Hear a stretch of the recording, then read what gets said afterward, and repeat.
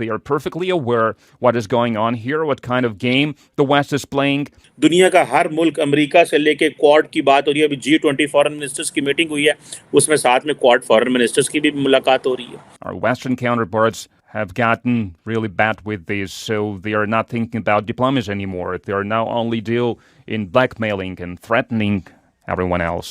Lavrov ने भारत से माफी भी मांगी, साथ ही पश्चिमी देशों पर अपनी भड़ास भी निकाली। इंडियन पीएम मोदी का एक रिकॉर्डेड मैसेज चला जिसमें उन्होंने कहा कि global governance has failed. Russian foreign minister हैं सर्जी लैवरोव आए हुए हैं इंडिया।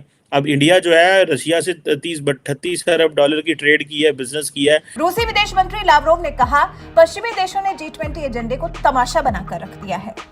अमेरिका के नेतृत्व वाले पश्चिमी देशों के कारण G20 की बैठकों में यूक्रेन का मुद्दा हावी हो गया है, जिस कारण G20 में भारत की ओर से उठाए गए विकास के मुद्दे कहीं पीछे छूट गए हैं। कि पाकिस्तान क्यों नहीं समझता कि अब साउथ एशिया को दुनिया उस तरह अहमियत नहीं देती, दुनिया अहमियत देती है इंडो पैसिफिक को। इंडो पैसिफिक के बारे में पाकिस्तान का क्या विजन है? डॉलर आउट ऑफ कंट्रोल हो चुका है। रूपी फ्री फॉल की जो बात की जा रही थी, हम उस पॉइंट पर अब पहुंच चुके हैं। इंटरबैंक मार्केट में आज डॉलर ने तकरीबन 19 रुपए की छलांग लगाई। एक दिन के अंदर डॉलर में 18 रुपीस का जो है वो इजाफा हुआ है और इस वक्त 285 पर है। कोई आता है साउथ एशिया में?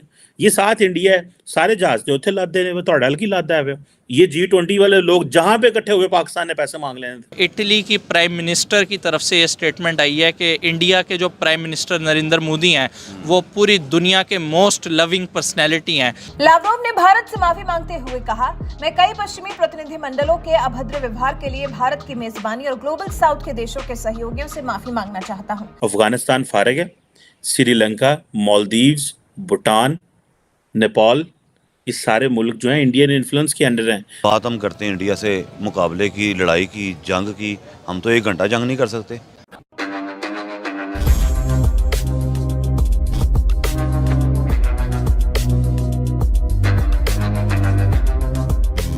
नमस्कार दोस्तों, हम सब जानते हैं भारत G20 को होस्ट कर रहा है। इसी दौरान भारत कुछ ऐसा कर देना चाहता है कि जिससे G20 पूरी दुनिया को याद रहे। नरेंद्र मोदी जी की लीडरशिप में भारत ऐसा मुकाम पर पहुंच गया है जहां कोई भी देश भारत की बुराई नहीं कर सकता है और लगभग सभी देश भारत के साथ अपने रिलेशंस अच्छे करने चाह रहे हैं। तो दोस्तों, G20 की मीटिंग के दौरान रशिया के फॉरेन मिनिस्टर ने पश्चिमी देशों के अभद्र व्यवहार के लिए भारत से माफी मांगी है। उन्होंने कहा है कि वेस्टर्न कंट्रीज G20 के एजेंडा को तमाशा बनाकर रख दिए हैं, जहां पश्चिमी देश यूक्रेन का मुद्दा पे तवज्जो दे रहे हैं, लेकिन भारत द्वारा रखे गए विकास के मुद्दे को पीछे छूटता जा रहा है। जिस तरह से भारत ग्लोबल साउथ के प्रॉब्लम्स को उजागर किया और दुनिया के सामने रखा, और साथ में उन्होंने ये भी कहा है कि रशिया भारत के साथ मिलकर के दुनिया की इकोनॉमिक स्टेबिलिटी पे काम करना जारी रखेगा। तो चलिए दोस्तों, इसी पर आगे पाकिस्तानी मीडिया का रिएक्शन देखते हैं। इटली की प्राइम मिनिस्टर की तरफ से ये स्टेटमेंट आई है कि इंडिया के जो प्राइम मिनिस्टर नरेंद्र मोदी हैं वो पूरी दुनिया के मोस्ट लविंग पर्सनैलिटी हैं, पूरी दुनिया उनको प्यार करती है। पहले तो मुझे ये बताएं, बहैसियत पाकिस्तानी किस तरीके से आप ये स्टेटमेंट देखते हैं कि अब दुनिया की हर कंट्री जो है इंडिया के वज़ीर आज़म को मतलब वो उनको प्रेस कर रहा है, उनको अप्रिशिएट कर रहा है? इंडिया कर रहा होगा जी, इंडिया के पास सोर्सेज हैं, इंडिया के पास वसाइल हैं और वो अपनी आवाम को दे भी रहा है और पाकिस्तान को नीचा भी दिखाने के लिए ऐसे प्रोपेगेंडा छोड़े जाते हैं। तो बाकी हमारे अंदर लीडरशिप का फुकदान तो रहा है और कौमियत का फुकदान सबसे पहले हम लोगों के अंदर, आवाम के अंदर खुद में मौजूद है। जब तक आवाम के अंदर कौमियत नहीं आएगी, अपने मुल्क से मोहब्बत नहीं आएगी, तब तक हम लोग को ऐसे ही जलील होंगे। सर मुझे ये बताएं, इटली के वज़ीर आज़म ने मोदी को प्रेस किया है, इसमें पाकिस्तान कैसे जलील हुआ है? पाकिस्तान जलील कैसे हुआ है? पाकिस्तान के हम एक ही तारीख है, हमारी एक ही बॉर्न डेट है। पाकिस्तान भी वैसे वजूद में है, पाकिस्तान के हालात देखें। हाँ जी जी सर, मैं अजान हो गई थी, मेरा आपसे क्वेश्चन ये था कि जिस तरीके से नरेंद्र मोदी को पूरी दुनिया में अप्रिशिएट किया जा रहा है, क्या बहैसियत पाकिस्तानी आपको लगता है अगर कोई काम सही कर रहा है तो हमें भी बड़ा दिल करके उसको अप्रिशिएट करना चाहिए? जी बिल्कुल करना चाहिए जी। नरेंद्र मोदी के आने के बाद, इक़्तिदार में आने के बाद, उनके जो फॉरेन रिजर्व्स हैं वो चले गए हैं 600 अरब डॉलर पे। सही बात। दूसरा दुनिया का बड़ा कंट्री आ गया वो गाड़ियाँ बनाने में। सही बात। गाड़ियाँ वो वहाँ पे बन रही हैं, एक्सपोर्ट वो कर रहे हैं। जापान को पीछे छोड़ दिया। नहीं, दूसरा है वो ईस्टर्न मुल्क। और वहाँ से बस, ट्रैक्टर, ट्रॉली वहाँ बना के दूसरे गल्फ अपना सिटीज़न में उनके पास इतनी उनकी एक्सपोर्ट बढ़ गई है। हम लोग फिर कहाँ पे हैं?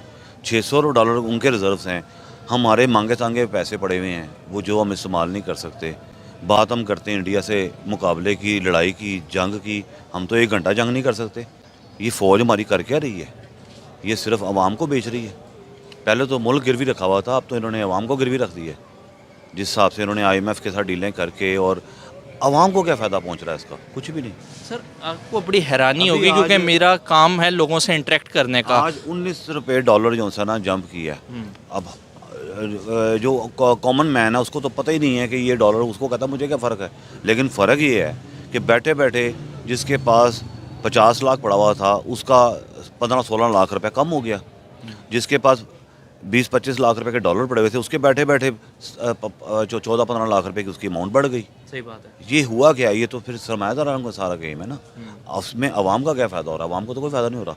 आवाम को तो चाहिए बेसिक ज़रूरियात से ज़िंदगी, रोटी, दाल, चावल। हम लोग तो, हमें तो बिल्कुल इसमें घुसा दिया गया है, जाओ भाई ये कमाओ। अब वो घी का जिस तरह रेट बढ़ा है, ये भी चाय की पत्ती का रेट जो मैं हैरान हो गया हूँ कि ये 15-20 दिन के अंदर उसमें 400-450 रुपये kg का इजाफा हुआ है। और ये मज़ीद अभी कह रहे हैं कि जी उसकी हम लोगों ने अभी शिपमेंट क्लियर नहीं करवाई, पोर्ट पे उसके कंटेनर खड़े हुए हैं, तो ये और 10-15 दिन तक मज़ीद महंगी हो जानी है। तो क्या करेंगे हम? 20 मिनट के लिए वाघा बॉर्डर खोल देना तो पाकिस्तान इंडिया को सबक सिखा देगा। अब आप मुझे ये बताएं, हम अभी भी इन चीज़ों से बाहर नहीं निकल पा रहे। आज भी हमने ये सोच रखी हुई है। जो इस टाइम हम लोगों की हालत है ना, हम 30 मिनट के लिए बात कर रहे हैं, हम 1 मिनट के लिए उनसे जंग अफोर्ड ही नहीं कर सकते, क्योंकि हमारे पास ना रिजर्व्स हैं, ना हमारे पास ऑयल कैपेसिटी है स्टोरेज की। आपके पास है क्या जो आपने उनके साथ जंग लड़नी है? एक एटम हम के सिर पे हम बैठे हुए हैं, वो भी पता नहीं उसका किससे डील हो चुकी है, हमें तो ये भी नहीं पता। आवाम को तो बेखबर है इस चीज़ से। हमारे पास अब दुनिया में जो हम डिफ़ॉल्ट के करीब कह रहे हैं पहुंच गए हुए हैं, हमारे तो मिनिस्टर ने कह दिया हम डिफ़ॉल्ट हो गए हुए हैं। सही बात है। हम जो पाकिस्तानी बाहर बैठे हुए हैं उनसे बात करते हैं, वो कहते हैं जी आपको तो पता ही नहीं है, आप तो मासूम हैं, हमें तो यहाँ बैठे हुए पता है पाकिस्तान डिफ़ॉल्ट कर चुका हुआ है। और आप जाएँ श्रीलंका में डिफ़ॉल्ट हुआ था तो क्या हो रहा था? यही हो रहा था कि आटा एक दिन 50 रुपये है तो अगले दिन 100 रुपये है, उससे अगले दिन 150 रुपये है। तो पाकिस्तान में क्या हो रहा है? सर 31% महंगाई हुई थी श्रीलंका में, श्रीलंका डिफ़ॉल्ट कर गया।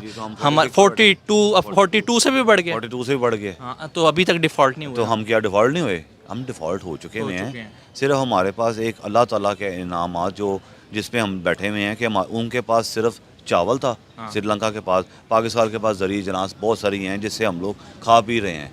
कि पाकिस्तान क्यों नहीं समझता कि अब साउथ एशिया को दुनिया उस तरह अहमियत नहीं देती। दुनिया अहमियत देती है इंडो पैसिफिक को। इंडो पैसिफिक के बारे में पाकिस्तान का क्या विजन है, क्या व्यू है, क्या स्कोप है और हमारा क्या पर्सपेक्टिव है, उसके बारे में हम बात करने को तैयार नहीं है, क्योंकि वो हम समझते हैं कि साड़ों से गाली उधर हमें किसने मुंह लगाना है। क्योंकि पाकिस्तान की जो ओवरऑल स्ट्रैटेजी होती है, वो जिसे कहते हैं ना जियो स्ट्रेटेजिक वैल्यू, हम अपनी को कैश इन कराते हैं। और जियो स्ट्रेटेजिक जो वैल्यू है दैट वो वहाँ पे जाके कैश इन नहीं हो सकती, इंडो पैसिफिक में कैश इन नहीं हो सकती। सो हम क्या कर रहे हैं? हम सारा टाइम यही कर रहे हैं जनाब, देखें साउथ एशिया में स्ट्रेटेजिक स्टेबिलिटी जो है वो डेंजर में है।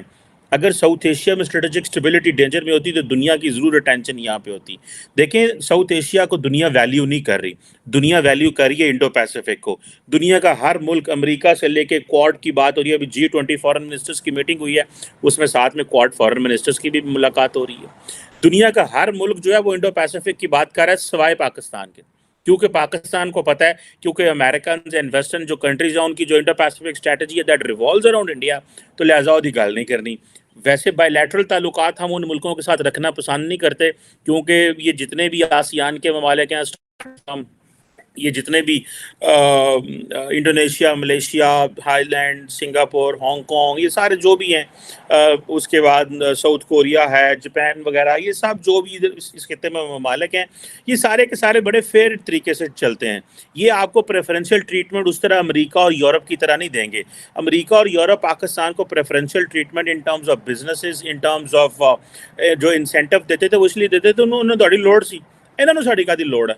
भाई जापान को हमारी क्या ज़रूरत है, साउथ कोरिया को हमारी क्या ज़रूरत है, ऑस्ट्रेलिया और न्यूजीलैंड को हमारी क्या परवाह है? ठीक है, वो क्यों हमारे एक्सपोर्ट को एक प्रेफरेंशियल ट्रीटमेंट दे? क्यों हमें हमारे बिजनेसमैनों को कहे आओ इधर आके, उनको 50,000 लोग और मिल जाएंगे, तो क्यों वो करे? सो अपनी आंखें ना चुराएं। मैं इना रुबानी खर से ये कहना चाहता हूँ, अपनी आंखें ना चुराएं।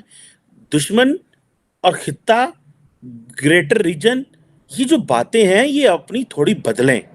हमारा दुश्मन कौन है? हमारा दुश्मन तो इंटरनल है।